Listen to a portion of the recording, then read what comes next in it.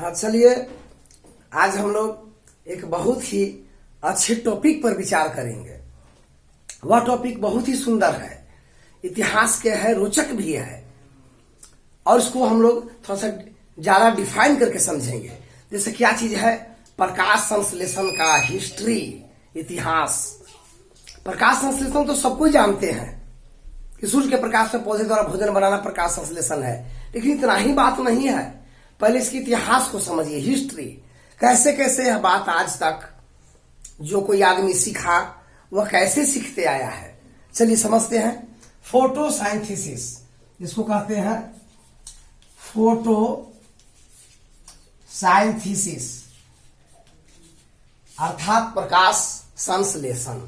ये दिया गया है फोटोसाइंथेसिस। प्रकाश संश्लेषण की कहानी इस तरह से है कि आज से 300 साल पहले लोगों में यही धारणा थी कि जितने भी हरी वनस्पतियां हैं, पौधे हैं, वे सब के सब जड़ के नीचे से ही जल और खनिज लवण लेते हैं जरूर, और उसी से अपना वृद्धि विकास करते हैं। बस उनके भोजन का ही एकमात्र स्रोत है। जमीन के अंदर से जड़ प्रवेश किया हुआ फैले हुए है, और उसी के अंदर से जल और खनिज लवण को सोखते हैं, ऑब्जर्व करते हैं, और उसी से अपने बॉडी का ग्रोथ एंड डेवलपमेंट माने विकास और वृद्धि करते हैं। लेकिन यह बात कुछ दिन तो चली, लेकिन हेलमोंट नाम के वैज्ञानिक एक आए। हेलमोंट 1648 में हेलमोंट नाम के वैज्ञानिक आए। बेल्जियम के रहने वाले थे, राजधानी ब्रुसेल्स में है, जन्म करते हैं। इनका कहना था कि नहीं, यह भ्रम है। इन्होंने क्या किया कि सबसे पहले एक गमला लिया और गमले में तौल करके मिट्टी को रखा। गमले में तौल करके मिट्टी को रखा और उसमें एक पौधा लगाया। वह पौधा कुछ बड़ा बॉडी वाला था और वैसे पौधे को लगाया और 5 साल तक वे उसकी सिंचाई करते रहे। लेकिन सिंचाई वर्षा से की है, पानी डालकर नहीं। 5 साल के बाद पाया कि उन्होंने पौधे का वजन जो है पहले के अपेक्षा 100, 200, 300 गुना तक बढ़ गया। एक बड़ा वृक्ष हो गया था, बड़े गमले में लगाए थे, तौल के मिट्टी डाले थे। उन्होंने पाया कि जो मिट्टी को फिर तौले, जब उसका पौधे का वजन कई 100 गुना बढ़ चुका था, तो मिट्टी में थोड़ी सी कमी आई, ज्यादा कमी नहीं आई।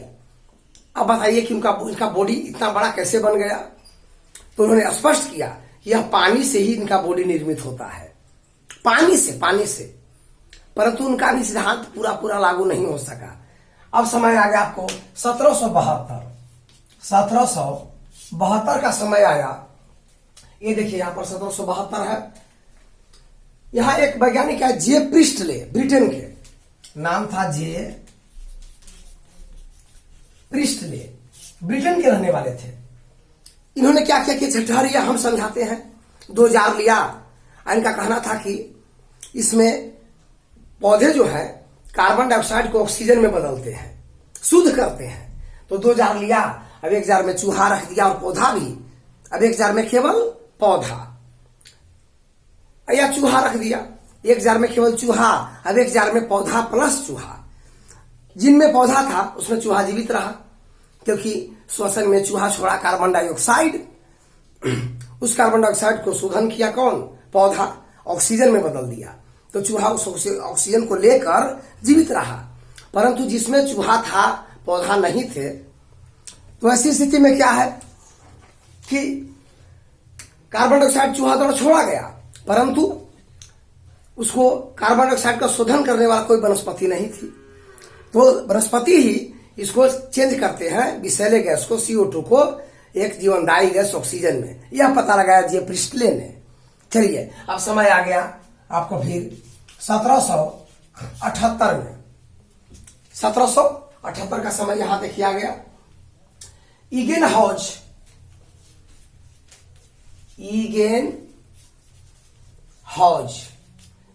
नाम के वैज्ञानिक आए। यहां देखिए ईगेनहॉज नाम के वैज्ञानिक आए 1778 में। ये डच थे। इन्होंने साबित किया कि वास्तव में ये जो प्रकाश संश्लेषण है, यह पौधे का जो एक खेल है प्रकाश संश्लेषण का, इसमें प्रकाश और क्लोरोफिल दोनों का होना जरूरी है, तभी जो है CO2 को O2 में बदल सकते हैं, बिना सनलाइट के नहीं बदल सकते। अब बाद में एक आ गए आपको ब्लैकमैन नाम के वैज्ञानिक आए 78 के बाद, तो इन्होंने साबित किया कि प्रकाश संश्लेषण के लिए कार्बन डाइऑक्साइड, जल और सूर्य का प्रकाश और पर्णहरित सब जरूरी है। और तब से जो है प्रकाश संश्लेषण की इतिहास चलता रहा, खोज अभी भी जारी है। हम आपको आज केवल हिस्ट्री बता रहे हैं, इसका मतलब ये नहीं कि प्रकाश संश्लेषण चैप्टर ही खत्म हो गया, नहीं, इसका एक अंश बता रहे हैं कि प्रकाश संश्लेषण में आपको ये सब, इसका इतिहास ऐसे होते आया है। लोगों में धारणा यही थी, पहले लोगों में बतेबे कि 100 साल पहले धारणा थी कि ये जमीन के अंदर से ही भोजन लेते थे, केवल ऊपर के अजैविक घटकों का, जैसे प्रकाश, कार्बन डाइऑक्साइड, नमी, ये सब का कोई योगदान नहीं। लेकिन धीरे धीरे वैज्ञानिक ऐसे यहां तक पहुंच गए कि पर्णहरित, कार्बन डाइऑक्साइड, सूर्य का प्रकाश और जल आवश्यक है, ये ब्लैकमैन साबित कर दिए। इसके बाद अब हम लोग चलते हैं, थोड़ी सी हम नजर डालते हैं कि पर्णहरित भी कई प्रकार का होता है नया खोज के अनुसार। जैसे ए हरे पौधे में, बी पीले हरे में, जेंथोफिल कैरोटीन पीले पौधे में मिलेंगे। इसी प्रकार से लाल रंग के पौधे में, जैसे लाल शैवालों में भी होता है आपको फाइकोइरिथ्रिन, भूरे में फ्यूकोजेंथीन, लाल में फाइकोइरिथ्रिन और भूरा में फ्यूकोजेंथीन, ये सब पर्णहरित के प्रकार हैं। इसके अलावा CDE भी पर्णहरित होते हैं, तो खास शैवालों में मिलते हैं।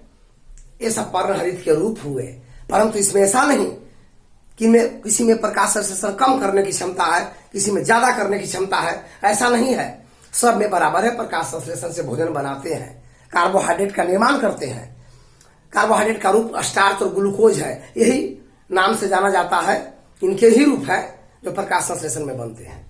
अब इसी प्रकार से हम लोग देखिए कि थोड़ी सी और बात जान ले कि प्रकाश संश्लेषण सबसे अधिक कितने डिग्री ताप पर होता है? 30 से 35 डिग्री सेल्सियस पर, 30 से 35 डिग्री सेल्सियस टेम्परेचर पर प्रकाश संश्लेषण सबसे अधिक होता है।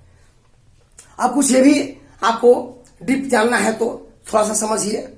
जैसे क्लोरोफिल है या पर्णहरित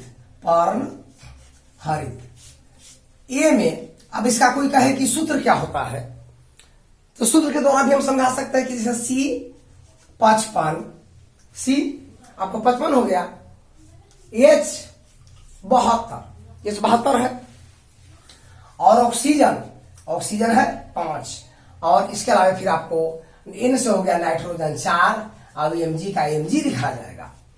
C55, हाइड्रोजन 72, O5, नाइट्रोजन 4 और Mg, क्लोरोफिल ए का सूत्र हुआ। अब उसी प्रकार से हम लोग देखते हैं बी का, तो C55 ज्यों का त्यों रहेगा, H हो जाएगा 2 घट करके 70, O हो जाएगा 1 बढ़ करके 6, और नाइट्रोजन वही रह गया, अब Mg वही रह गया। इस प्रकार से इसको हम दर्शा सकते हैं। उसी प्रकार से जब हम कैरोटीन के पूछे या कोई परीक्षा में पूछता है कैरोटीन का सूत्र पूछता है, इसमें हम आपको यहां देखिए पहले ए और बी ध्यान से याद कर लीजिए। केवल हाइड्रोजन में अंतर है, ऑक्सीजन में अंतर है आपको यहां पर। और कैरोटीन में हो जाता है C40, माने कार्बन 40, और हाइड्रोजन हो जाता है आपको 56। उसी प्रकार से अगर हम यहां पर जेंथोफिल का लेते हैं, जेंथोफिल, तो C40 रहेगा, इसमें भी C40, और हाइड्रोजन रहेगा 56, और एक ऑक्सीजन बढ़ के O2 हो जाता है। ऑक्सीजन बढ़ के यहां O2 देख रहे हैं। इस सब सूत्र के रूप में भी आप याद कर सकते हैं, डिटेल जानकारी के लिए याद कर सकते हैं। उसी प्रकार से प्रकाश संश्लेषण एक वह जैव रासायनिक अभिक्रिया है और प्रकाशिक अभिक्रिया है। जैव रासायनिक प्लस प्रकाशिक, ये दोनों अभिक्रिया का मिश्रण है, और इस प्रकार से भोजन का निर्माण करते हैं। पढ़ाई को ध्यान से सुनना है और डीपली समझना है, यह इसका इतिहास हुआ। और एक चीज और जाने कि सूर्य के प्रकाश के यानी सन बीम जिसे कहते हैं, उसमें महीन महीन कणें होती है। और महीन कण, जैसे मान लीजिए कि यहां से सन बीम आता है, सन बीम ऐसे आ रहा है, ये सन बीम आता है, तो यहां पर ये महीन महीन कण से मिलकर बना हुआ है। अब महीन कण जो क्या होता है कि ये महीन कण को हम फोटॉन कहते हैं। फोटॉन, इसको हम लिख सकते हैं फोटॉन। और यह जब पर्णहरित में पड़ता है तो ग्रामा क्षेत्र द्वारा अवशोषित कर लिया जाता है। और इसके इलेक्ट्रॉन ट्रांसफर की विधि से हम आगे आपको डिटेल करेंगे। इसमें carbon, hydrogen, oxygen C6H12O6, C6H12O6, यानी इसको हम स्टार्च, या यही सूत्र का होता है ग्लूकोज भी। ग्लूकोज जो फोटोसिंथेसिस के क्रम में बनते हैं, इस प्रकार से ये है आपको फोटोन के द्वारा ही बनते हैं, जो सन के लाइट में उपस्थित छोटी बीम है, रेज है। यह क्वांटम से मापी जाती है, क्वांटम से। एक चीज थोड़ा सा और समझ ले कि प्रकाश संश्लेषण केवल सूर्य के प्रकाश में ही क्यों होती है, इसकी जांच हम कैसे करेंगे। इसकी जांच कैसे करेंगे कि सूर्य के प्रकाश में ही प्रकाश संश्लेषण से भोजन बनता है। एक गमले के पौधे को 3-4 दिन तक किसी कमरे में बंद कर दें, अब उसमें स्टार्च का बनना बंद हो जाएगा। फिर उसे निकालें और पत्तियों के कुछ भाग में कॉर्क चिपका दें, और धूप में 4-5 घंटे, 6 घंटे, 8 घंटे रख दें, जितना हो अधिक से अधिक। और रख करके फिर उसे पत्तियों को तोड़ने में और कॉर्क को हटा देने और गर्म पानी में उबाल देंगे। उबालने से क्लोरोफिल निकल जाएगा। अब उसे आयोडीन के घोल में डुबा देंगे, तो जो कॉर्क में सटा हुआ था, जिस पर सूर्य की किरणें नहीं लगी थी, वह जो है पीला रह गया, क्योंकि प्रकाश संश्लेषण से स्टार्च नहीं बना। और बाकी सब गहरा नीला हो गया, क्योंकि आयोडीन स्टार्च के संपर्क में आकर नीला अवक्षेप देता है। जैसे इस प्रकार से ये पत्तियों का निर्माण हम किए, कॉर्क चिपका दिए और धूप में रख दिए। कॉर्क को हटा करके आयोडीन में डालेंगे, ये भाग में तो प्रकाश नहीं पड़ा, तो यह हो जाएगा पीला रह गया। पहले उबाल देंगे, पर्णहरित हटा दिए, फिर आयोडीन के घोल में डालेंगे। धूप में से आया हुआ पत्ती है ये, और पहले 4 दिन रखा गया था अंधेरे में। अंधेरा में आने के बाद कॉर्क चिपका दिए, तब 8 घंटा धूप में रखे। तो अब इसमें उबालने के बाद क्लोरोफिल निकल गया। अब इसमें गहरे आयोडीन में डाले, तो जो कॉर्क वाला क्षेत्र था, इस पर सूर्य के प्रकाश नहीं लगी, यह पीला है। अब बाकी सब गहरा नीला कलर का हो गया। इसका मतलब क्या है, क्या सूर्य की किरणें पड़ी जहां पर और स्टार्च बना, स्टार्च आयोडीन के साथ अभिक्रिया करके गहरा नीला अवक्षेप देता है। लेकिन यहां पर सूर्य की किरणें नहीं पड़ी, स्टार्च नहीं बना, तो आयोडीन के साथ कोई अभिक्रिया नहीं, पीला का पीला रह गया। इससे साबित होता है कि सूर्य के प्रकाश में ही ग्लूकोज या स्टार्च बनते हैं, अंधेरे में नहीं, या किसी कृत्रिम लाइट में नहीं। तो ये सब आपको समझना है। तो ये इतना बात सारा समझ गए, इसका इतिहास है। प्रकाश संश्लेषण की बहुत सारी बातें अभी बाकी है। ये नहीं कहते कि हम पूरा चैप्टर खींच दिए, नहीं, इसका एक अंश दिए हैं। धन्यवाद। लाइक सब्सक्राइब करते रहिए ताकि हम आपके पास वीडियो लेकर पहुंचते रहें।